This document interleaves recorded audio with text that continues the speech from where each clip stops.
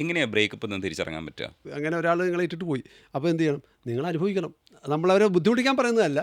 ആ വേദന, ആ സങ്കടം നമ്മൾ അനുഭവിക്കുക തന്നെ വേണം. പക്ഷേ നമ്മളതിനെ മറികടക്കാൻ പറ്റണം.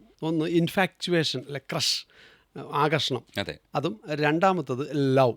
അപ്പോൾ നമ്മൾ ഇതിനെ തമ്മിൽ ഡിഫറൻഷ്യേറ്റ് ചെയ്യാൻ, കൃത്യമായിട്ട് അതിനെ ഒന്ന് വേർതിരിച്ച് കാണാൻ വേണ്ടിയാണ് നമ്മളത് കൊടുക്കുന്നത്. ഒരാളുടെ അടുത്ത് ഐ ലൈക്ക് യു എന്ന് പറയേണ്ട സ്ഥലത്ത് നമ്മൾ ചിലപ്പോൾ വാവിട്ടിട്ട് നമ്മൾ ഐ ലവ് യു എന്നൊക്കെ ചിലപ്പോൾ പറഞ്ഞു പോകും. അപ്പോൾ നമ്മൾ തന്നെ, ഞാനൊക്കെ എന്നോട് തന്നെ ചോദിക്കും, അല്ല ശരിക്കും ഐ ലവ് യു ആണോ എന്ന് ചോദിക്കില്ലേ? Talk to yourself once in a day, otherwise you may miss to meet a wonderful person in this world. എൻ്റെ ജീവിതം ഇപ്പോഴത്തെ അവസ്ഥയിൽ നിന്ന് കുറച്ചുകൂടെ മെച്ചപ്പെടണം എന്നാഗ്രഹിക്കുമ്പോൾ ചില മനഃശാസ്ത്ര രീതികൾ നമ്മൾ അവലംബിക്കുകയാണെങ്കിൽ, അത് നമ്മൾ പ്രവൃത്തിപഥത്തിൽ കൊണ്ടുവരികയാണെങ്കിൽ, നമുക്കതിനെ വേണേൽ പോസിറ്റീവ് സൈക്കോളജി എന്ന് വിളിക്കാം. സ്ട്രെസ് അവസാനിക്കുന്നത് നമ്മുടെ മരണം വരെയാണ്. എന്ന് നമ്മുടെ മരണമുണ്ട്, അന്ന് വരെ സ്ട്രെസ് ഉണ്ട്. സോ സ്ട്രെസ് ഇല്ലാത്തൊരു ജീവിതം, അങ്ങനൊരു നമ്മൾ പറയുന്ന കിനാശ്ശേരി സ്വപ്നം, ഞാൻ കാണുന്ന കിനാശ്ശേരി, അങ്ങനെ ഒരു സംഭവമില്ല. സ്ട്രെസ് ഇല്ലാത്തൊരു ലോകമില്ല. പിന്നെ എന്ത് ചെയ്യാൻ പറ്റും? സ്ട്രെസ്സിനെ ഹാൻഡിൽ ചെയ്യുക. പെർമനൻ്റ് ആണെന്നുള്ള ചിന്ത വേണ്ട. അവിടെ ലോ ഓഫ് ഇംപെർമനൻ്റ് എന്ന് പറയുന്ന ചിന്ത നമ്മുടെ ബ്രെയിനിൽ കൊടുക്കുന്നത് നല്ലതാണ്.